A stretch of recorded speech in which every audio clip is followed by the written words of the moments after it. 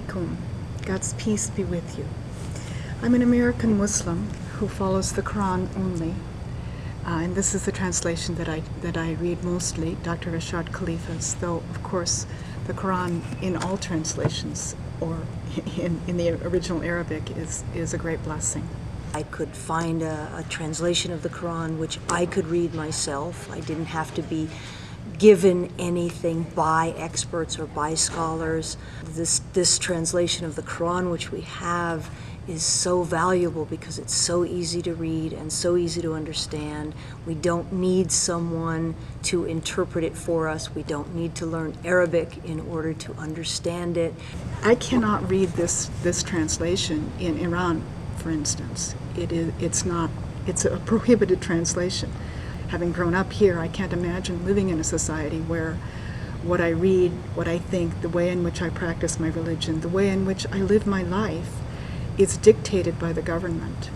And I think that's one of the things that we need to focus on in this country, the awesome blessing that we have to be different and come together racing towards righteousness. Everybody brings their own perspective and understandings from what they've learned from the Quran. They research things that they see outside in our world, and they compare or get information from the Quran alongside, and they come and give speeches and inform everybody else, the rest of the community, about things that they've learned.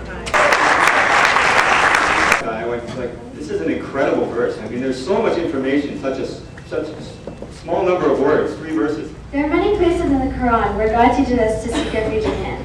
The first place I want to read about it is in verse 1698. I seek refuge in God from sin and rejected. I seek refuge in the Lord of the people, the King of the people, the God of the people. I seek refuge in the Lord of the people, the King of the people, the God of the people. I call myself a submitter. A submitter. I'm a submitter. We submit to God and to His commands, and we follow Quran, which gives us the information that God is telling us to submit to. Freedom is a gift from God. We are here in this world to choose the right path or the wrong path by our choice. And God bless any place that they respect the freedom for their individuals. The Quran is extremely democratic. It's very, the principles that are put in the Quran are very much the principles on which this country was founded.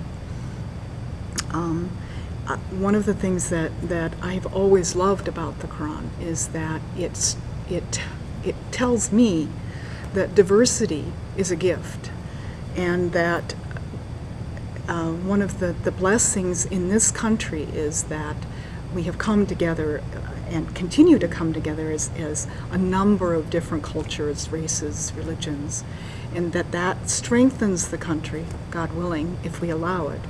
I always considered myself very fortunate to have been born in this country where there really is a freedom of religion. I was born into Christianity, raised in Christianity, but when I discovered Islam and wanted to pursue it, there was no problem in doing that. God tells us in the Quran that oppression is worse than murder because it's essentially murdering the soul.